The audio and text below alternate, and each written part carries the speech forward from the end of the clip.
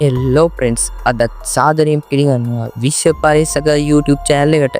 මේ මොහොතේ ඔබ ලෝකයේ කෙළවර අදු මුදුනක යමුරු වනාන්තරයක හෝ සැඟවුණු දිවයිනක සිටිය ඔබට තිබෙන ස්වභාව ධර්මයේ අසීමිත විස්මයන් ඔබ මවිතයට පත් කරනවාට සැක නැහැ. එහෙනම් අද අපි බලන්න යන්නේ ලෝකයේ දුර්ලභම ශාක වර්ග 10ක් ගැන. හරි එහෙනම් වැඩි කතා ඕනේ අපි යන් වීඩියෝ එකට.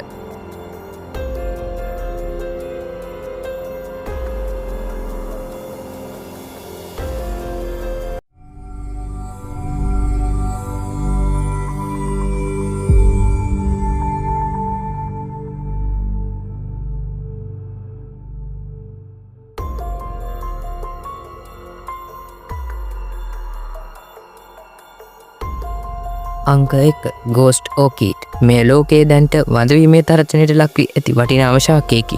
සාමාන්‍යයෙන් ඕනෑම ශාකයකට ආහාර නිපදවන්න පත්‍ර අවශ්‍යයි. නමුත් මෙම ශාකයේ පත්‍ර ඇත්තේම නැහැ. ඒ වෙනුවට මෙහි තියෙන්නේ කුල පැහැති මූල පද්ධතියක්. මෙම මල් පිපෙන්නේ සාමාන්‍යයෙන් ජූනි සහ අගෝස්තු අතර කාලේ. මෙහි විශේෂත්වය වන්නේ මලින් සුවඳ විහිදෙන්නේ රාත්‍රී කාලයට පමණක් වීම. මේ වනාන්තර වලින් ගලවා ගැනීම හෝ විකිණීම බොහෝ රටවල ඉතා බරපතල වරදක්ෙන් නම් කොට ඇත. එම නිසා මේ මලට මිලක් නිම කළ නොහැකිය.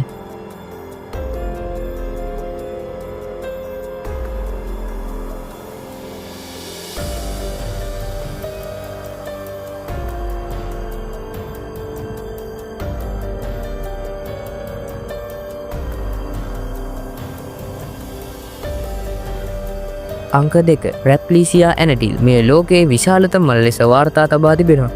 මෙහි මලක විස්කම්බේ අඩි 3ක් දක්වා විශාල විය හැකි අතර බර කිලෝග්‍රෑම් 11ක් තරම් වෙන්න පුළුවන්. මේ අනික් මල් වගේ සුවඳ නැහැ.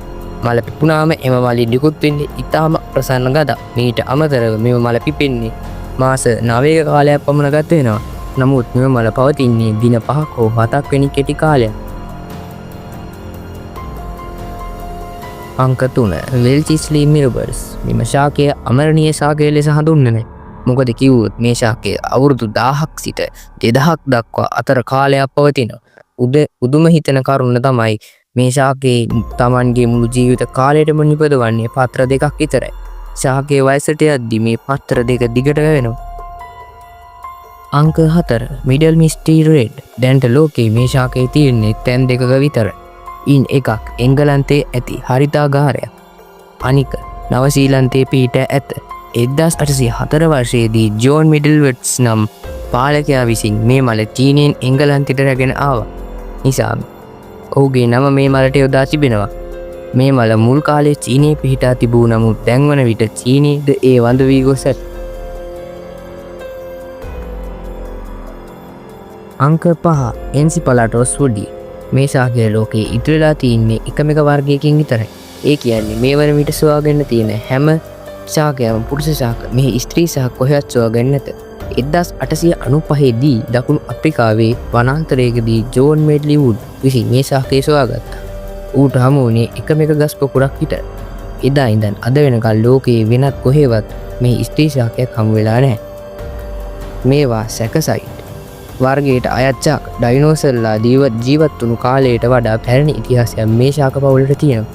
මේවා පෙනුමින් තල්ගසක් හෝ ගොල්ගසක් වගේ පෙනුනත් මේවා ඊට වඩා ගොඩක් වෙනස්. මේවා ලෝකයේ තියෙන දුර්ලභම ශාකයක් නිසා මේට කිසිම මිලක් නියම කරන්නත් බෑ. අංක 6 පීචර් ප්ලාන්ට්. මේ ශාකයේ වැවෙන පසේ පෝෂ්‍ය පදාර්ථ ඉතා අඩුයි. ඒ අඩුපාඩුව පියවා ගන්න මේ ශාකය කුඩා ක්‍රමයෙන් අල්ලගෙන ආහාරයට ගන්නවා. මේ පත්‍ර කෙළවරේ බඳුනක් වැනි කොටසක් තියෙනවා. බඳුන ඇතුලේ විශේෂ දිලීරයක් පිරී පවතින නිසා කුමියා ඇතුළට වැටෙන ගමන් මේ දියරය මගින් සිරුර දිය කරලා ශාකයට අවශ්‍ය පෝෂණය ලබා ගන්නවා. බඳුන උඩින් කුඩා පියනක් වැනි කොටසක් තියෙනවා. බොහෝ දෙනෙක් හිතන්නේ කුමියා වැටුණු ගමන් මේක වැහෙනවා කියලා. නමුත් ඇත්තට මේ පියන වැසෙන්නේ වැසි වතුර බඳුන ඇතුළට වැටිලා දිරවීමේ දියරය තනුක වීම වැළැක්වීමටයි.